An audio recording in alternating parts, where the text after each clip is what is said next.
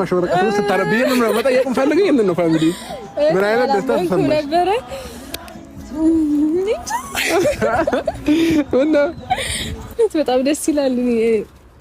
እንዴ ላውራክ ጠረጴዛ ላይ ያስቀመጥከው አልነገረኝም ነበረ። በቃ ሁሉንም ነገር አስተካክላለሁ አታስቢ ምናምን አለኝ።